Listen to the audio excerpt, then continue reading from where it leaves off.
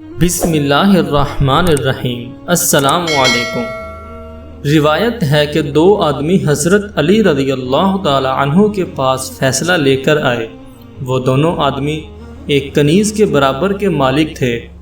ان دو آدمیوں نے حرمت کے باوجود جہالت کی وجہ سے کنیز سے ہم بستری کی اور یہ کنیز ان آدمیوں سے حاملہ ہو گئی۔ وضع حمل کے بعد بچہ پیدا ہوا۔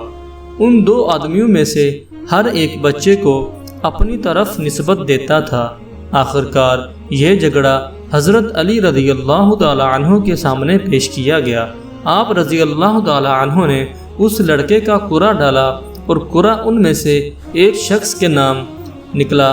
امیر المؤمنین نے اس لڑکے کو جس کے نام کا قرعہ نکلا تھا اس کے ساتھ ملحق کر دیا، اور جس شخص کو لڑکا دیا گیا تھا حکم دیا کہ لڑکے کی آدھی قیمت اپنے دوسرے حصے دار کو دے۔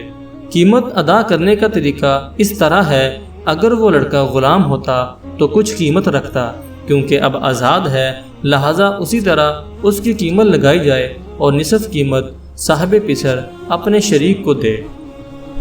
آپ رضی اللہ تعالی عنہ نے فرمایا، اگر میں جانتا کہ تم نے تمام حجت کے بعد اس پر عمل کیا ہے، یعنی حرمت کا علم رکھتے ہوئے جان بوجھ کر اس پر عمل کیا ہے، تو میں تمہاری سزا میں سختی کرتا۔ حضرت علی رضی اللہ تعالی عنہ کا یہ فیصلہ رسول خدا صلی اللہ علیہ وآلہ وسلم تک پہنچا تو آپ صلی اللہ علیہ وآلہ وسلم نے تصدیق فرمائی اور خدا کا شکر ادا کیا اور فرمایا، تمام تعریفیں اس اللہ کے لیے ہیں کہ جس نے میرے اہل بیت میں سے ایک شخص کو منتخب کیا ہے کہ وہ فیصلہ کرتے وقت سنت داؤد پر فیصلہ کرے۔ سنت داؤد کے فیصلے کرنے سے مراد الہام کے ساتھ فیصلہ کرنا ہے۔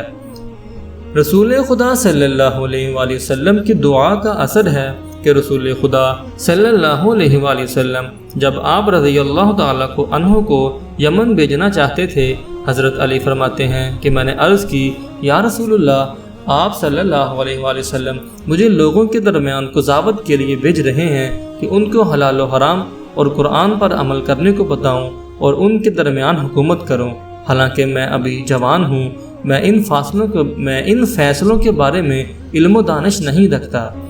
رسول اللہ صلی اللہ علیہ وآلہ وسلم نے فرمایا، آپ میرے نزدیک آئیں۔ امیر المؤمنین رسول اللہ صلی اللہ علیہ وآلہ وسلم کے پاس گئے۔ آپ نے علی رضی اللہ تعالی عنہ کو اپنے سینے سے لگایا۔ یہ روایت دیگر علی رضی اللہ تعالی عنہ کے سینے پر ہاتھ پھیرا اور دعا کرتے ہوئے فرمایا، اے اللہ، علی کے دل کو ہدایت اور رہنمائی عطا فرما اور اس کی زبان کو ثابت رکھ۔ حضرت علی رضی اللہ تعالی عنہ فرماتے ہیں کہ میں نے اس کے بعد لوگوں کے درمیان جو بھی فیصلہ کیا ہے اس میں کبھی شک نہیں کیا۔